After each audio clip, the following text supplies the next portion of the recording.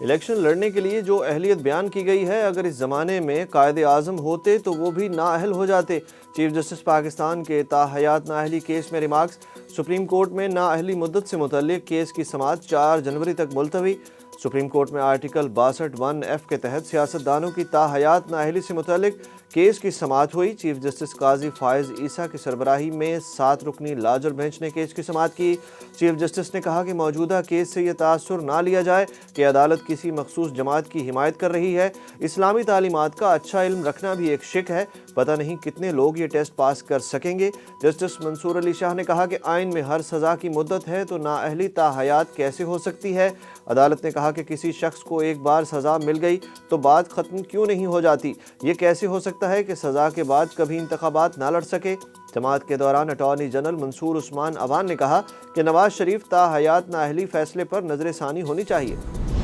غیر شرعی نکاح کیس میں عمران خان اور بشرا بی بی پر 10 جنوری کو فرد جرم عائد کی جائے گی۔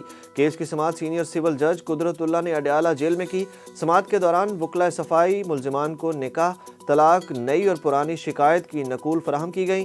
سماعت کے اختتام پر سابق وزیر اعظم اور ان کی اہلیہ کی عدالت میں حاضری بھی لگائی گئی۔ عدالت نے غیر شرعی نکاح کیس کی سماعت 10 جنوری تک ملتوی کر دی۔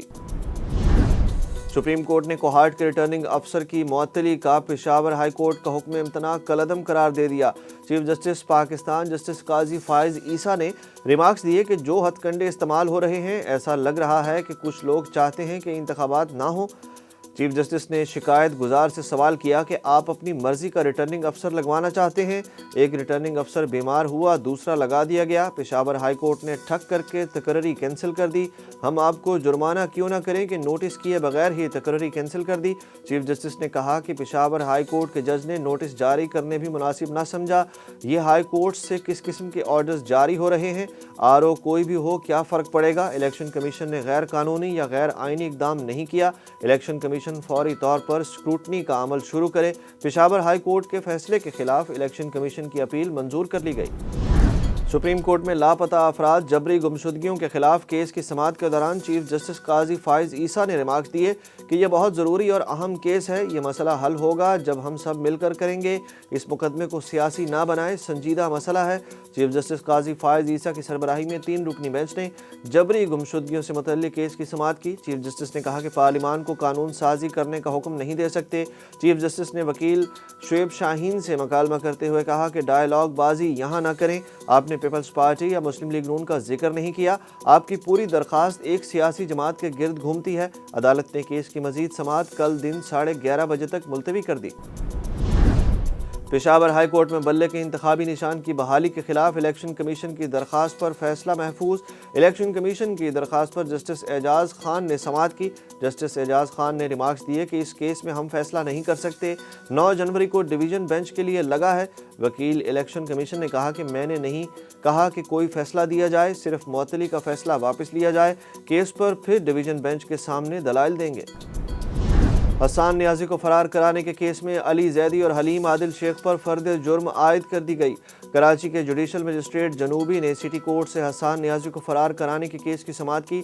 دونوں ملزمان نے صحت جرم سے انکار کر دیا، جس پر عدالت نے 6 جنوری کو آئندہ سماعت پر کیس کے گواہوں کو طلب کر لیا۔ جو شخص تاحیات نااہل ہے ان کے راستہ روکیں گے، کسی کو ناک آؤٹ کر کے الیکشن تو ہو جائیں گے، لیکن اس کے بعد کیا ہوگا یہ کوئی آپ کو پیش گوئی نہیں کر سکے گا۔ چیئرمین پاکستان تحریک انصاف بیرسٹر گوہر نے اعلان کر دیا۔ راولپنڈی میں میڈیا سے گفتگو کرتے ہوئے ان کا کہنا تھا کہ الیکشن اہم عمل ہے، ایک پارٹی کو باہر کرنے سے پارلیمان کمزور، معیشت ڈوب جائے گی۔ عدلیہ سے درخواست ہے، اس وقت آپ ہی کا کردار ہے، متعلقہ ROs نے درست فیصلے نہیں کیے۔ PTI کے 90% امیدواروں کے کاغذات مسترد ہوئے۔ اسٹاک ایکسچینج میں مندی، ڈالر سستا ہو گیا۔ Pakistan stock market 100 index 312 points کمی کے ساتھ 64,349 پوائنٹس پر بند ہوا۔ دوسری جانب انٹر بینک میں ڈالر 6 پیسے سستا ہو کر 281 روپے 80 پیسے کا ہو گیا۔ سڈنی ٹیسٹ کے لیے قومی کرکٹ ٹیم کا اعلان، امام اور شاہین ٹیم کا حصہ نہیں، سائم ایوب ڈیبیو کریں گے۔ سڈنی ٹیسٹ میں امام الحق کو ڈراپ کر دیا گیا۔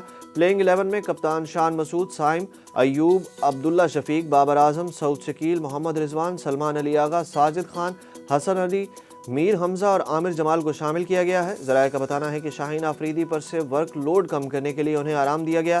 پاکستان اور آسٹریلیا کے درمیان 3 ٹیسٹ میچوں کی سیریز میں آسٹریلیا کو 2-0 کی فیصلہ کن برتری حاصل ہے۔